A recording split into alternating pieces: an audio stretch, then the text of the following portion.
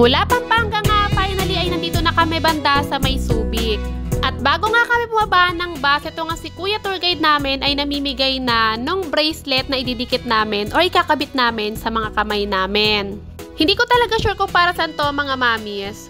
Pero feeling ko ito yung pinaka magiging ticket namin para makapasok kami doon sa loob ng beach resort na pupuntahan namin. Finally nga, nandito na kami at nakababa na nga kami ng bus. Ito namang si Athena talagang super excited na pero gusto niyang antayin kami ng daddy niya. Dito nga pala kami sa Adventure Beach Water Park sa Subic.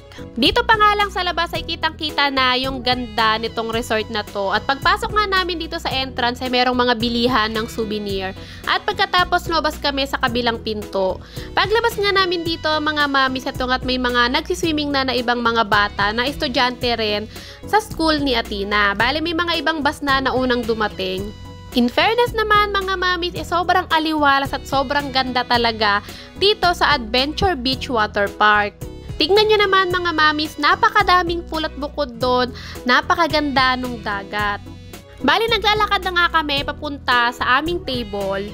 Hindi ko nga sure mga mamis kung arkilado ba to ng buong school kasi nga halos yung mga estudyante lang ng school ni Athena yung laman nitong Beach Adventure Water Park na to. Nakahanap na nga kami nung magiging cottage or magiging table namin. Kaya naman ito, nagdali-dali na nga ako dahil si Athena ay minamadali na ako dahil gusto niya na daw mag-swimming. Nakakaloka nga, ang alam ko naman bago kami umalis ay maayos na maayos itong bag. Pero nung may hinahanap na ako, hindi ko na makita yung hinahanap ko. Nilagay ko lang naman sa pinakaibabaw yung magiging swimsuit ni Athena o yung sasuotin niyang pang swimming pero biglang hindi ko na mahanap. Ewan ko kung bakit biglang napunta sa pinakailalim. Medyo malayo nga lang kami sa CR pero caring-carry naman. Yung napili nga naming cottage mga mamis ay malapit lang lahat sa swimming pool. Meron nga rin mga malaking padulasan. Eto nga't nakapagpalit na si Athena pati yung classmates niya. Pero sabi ko nga sa kanya, bago nga sila mag-swimming ay kailangan munang mag-sunscreen para naman hindi ganun kasunog yung mga mukha nila o yung mga balat nila.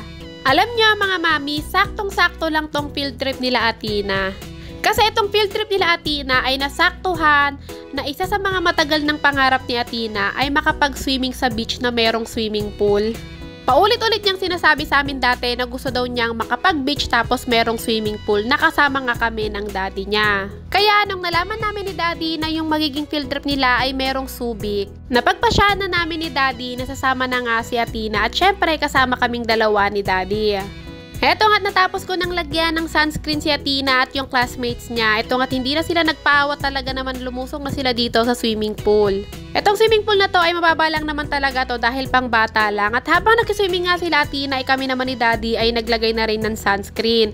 Dahil hindi naman ako nakabili ng sarili kong sunscreen, yung kay Athena na lang din yung ginamit namin. Hindi pa naman kami magsiswimming pero nag-sunscreen na din kami dahil sobrang init din talaga. Babantayan muna namin yung mga bata kasi nga baka mamaya ay bigla na lang mawala.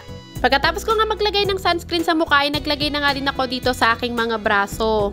Nung nakapag-sunscreen na nga kami ni daddy, ito nga tabang binabantayan namin yung mga bata ay kumain nga muna kami nung nilagang itlog na baon namin. Nagugutom na din kasi talaga ako pero wala pa yung pagkain namin. Meron namang bilihan ng pagkain pero sabi ko kainin na nga lang namin tong nilagang itlog habang hinahantay yung pagkain. Maya-maya nga itong at pinamigay na yung mga pagkain. Bali ang pagkain pala namin ay Jollibee at kasama to sa binayaran namin dito sa field trip nila Athena. Nakakatuwa nga mga mamis kasi napakadami naming Jollibee tapos may kasama pang tubig. Ito nga yung isa sa dahilan kung bakit hindi na kami nagbaon ng kanin or ng ulam kasi nga kasama na sa binayaran namin itong mga pagkain. At ang pagkain nga namin ay Jollibee. At dahil nga tatlo kami, ang pagkain namin, 3 spaghetti, 3 burger steak, tsaka 3 one-piece chicken. Tapos meron pang kasamang tubig. At dahil tanghali na nga, actually lagpas tanghali na nga yan, pinaahon nga muna namin si Athena para kumain. At syempre, dahil gutom na din talaga kami, at kumain na rin kami ni daddy. Medyo mainit nga sa napili naming cottage kasi nga puno na yung ibang cottage dahil marami nang naunang mga bus sa amin. Kaya naman ito nakatayo kami at pagkatapos si Athena ang pinaupo namin doon sa mayroong lilim.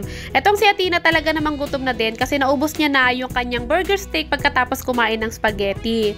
Pinagpahinga nga lang namin siya ng mga 30 minutes at pagkatapos pinayagan na ulit namin siyang lumangoy sa swimming pool. At sa pagkakataon nga na to, lumipat na siya ng ibang swimming pool. Nakakatawa, buti na nga lang ay may swimming lesson si Athena, kaya naman kahit malalim kaya niya nang languyin. Nung mga bandang hapon na nga ay inaya na namin si Athena na magpunta naman sa beach area. Tingnan nyo mga mamis, nakakatuwa dahil sobrang pino nung kanilang buhangin dito at pagkatapos, yung pinaka-beach pa nila ay hindi maalon. Sobrang kalmado at pagkatapos hindi sobrang alat ng tubig. Kumbaga sa asin, kalahating kutsara lang yung nilagay nilang asin, hindi isang kutsara. Charot! Alam nyo mga mamis, hindi lang si Athena yung nag-enjoy kung hindi pati kami ni Daddy. At hindi ko talaga inaasahan mangyayari yung araw na to. Dahil simula talaga nung nagkasakit ako, tinanggap ko na sa sarili ko na hindi na ako makakasama sa kahit anong ganap sa mga kaibigan ko or sa pamilya ko. Kasi nga, alam nyo yung pa ako hindi normal, hindi niya kakayanin yung buhangin dahil makatapak lang ng konting matigas na bagay yung pa ako ay sobrang sumasakit na. At bukod doon, dahil nga nakalabas yung bituka ko, feeling ko hindi na ako makakapag-swimming or makakalangoy sa swimming pool. Pero tignan nyo naman mga mamis, yung akala kong hindi na mangyayari ay mangyayari pa din pala. Hindi na nga lang ako makakalangoy dahil bawal ko ipagaspas yung kaliwang kamay ko kasi nga meron siyang tubo sa kaliwa. Kaya naman ito ang ginagawa ko ngayon, tamang gapang-gapang na lang pero sobrang nag-e-enjoy talaga ako mga mamis. Grabe nga yung tawa ko dyan kasi para akong bata na first time lang nakalabas sa loob ng bahay. Tingnan nyo nga habang nag-e-enjoy ako ay nag-e-enjoy din si Athena. Pero sabi ko nga sa kanya ay picturean ko sila dito ng classmates niya para naman meron kaming maipost.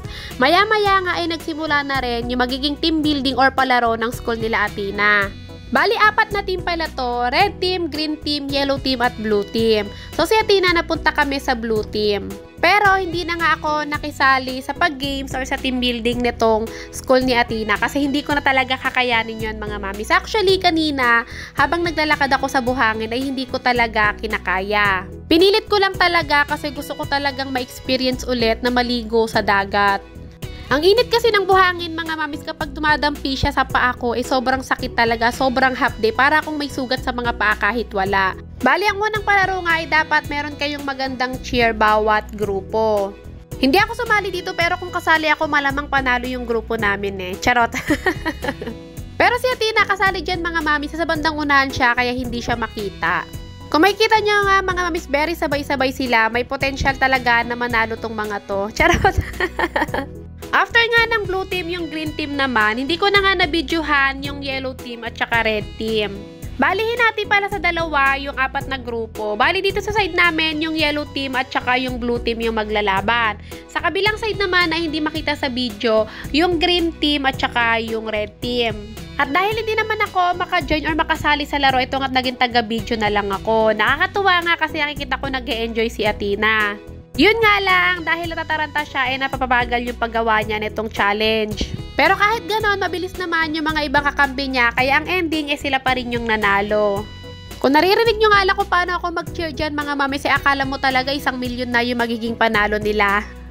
Pagkatapos nga ng isang game ay hindi na ulit sumali si Athena sa mga ibang pag-games mga miss dahil napagod na daw siya. Kaya naman umupo na nga lang kami dito sa may bandang lilim at pagkatapos nanood na lang kami ng ibang pag-games. Nung mga oras nga na to ay mga 4:00 na, kaya naman sabi ko kay Athena, mag-swimming na siya hanggat gusto niya kasi mga bandang 5 ay kailangan nang mag-out dito dahil meron pang isang destinasyon na pupuntahan. Pero this time nga mga mamis ay sumama ulit ako dito sa pagliligo. Hindi na nga kami doon sa beach, dito na nga lang kami sa pool na mas malapit sa aming table para nakikita namin yung mga gamit namin. Sobrang nakaka-enjoy talaga mga mami. Sayang nga lang hindi ako makalubog or hindi ako makalangoy. Hindi naman talaga ako marunong lumangoy, pero iba pa rin talaga yung kapag nakakalubog ka sa pinakailalim na parang feeling mo ikaw na yung pinakamagaling lumangoy sa buong mundo. Sa mga oras nga na to, sobrang na-enjoy talaga namin yung moment na to at talagang sobrang nakakapag-banding kami. Sa totoo lang, araw-araw naman talaga kaming may banding pero iba pa rin talaga yung kapag sa labas kayo nagbabanding. Eto kasi sobrang ligalig at pag-enjoy ko, hinayaan ko na nga yung anak ko at sabi ko kay daddy magsiso kami. O diba, parang mga dalagat binata, hindi nga lang nakikita si daddy sa video pero tuwang-tuwa ako. So yun nga sa mga kapwa ko na nakalabas yung bituka na nagtatanong, paano nga ako nakapag-swimming na naka-colostomy bag? Parang normal pa din naman mga mamis. Pero syempre, siguraduhin lang na hindi tayo magtatagal na nakalubog sa tubig kasi baka mamaya matanggal na yung ating colostomy bag. Na kahit na alam natin na gaano katiba yung gamit nating colostomy bag, hindi pa rin naman maiwasan minsan yung hindi inaasahan. At no mga bandang 5 PM nga mga mamis, eto nga't natapos na ang aming kasiyahan. Kung nakikita nyo, napakaganda ng buong lugar. Nakapagbihis at ito nga't lumabas na kami sa loob ng resort. Sa totoo nga lang, kami na lang yung huling lumabas doon sa may resort. Ang dami kasing tao sa CR kaya naman hindi kami makasingit at pagkatapos, syempre inayos pa namin yung mga gamit namin. Naglalakad na nga kami papunta sa aming bus. At pagkakit nga namin dito sa bus namin, mga mamis, tignan nyo naman si Athena ay ginutom. Hindi talaga nagkakamayan, yung pinakaayaw niya yung magkamay. Pero dahil wala nga siyang kutsara at gutom na siya, napilitan siyang magkamay. Hindi pa pala to yung huling destination namin mga mamis at meron pa kaming isang lugar na pupuntahan na siguradong ikakatuwa ni Athena.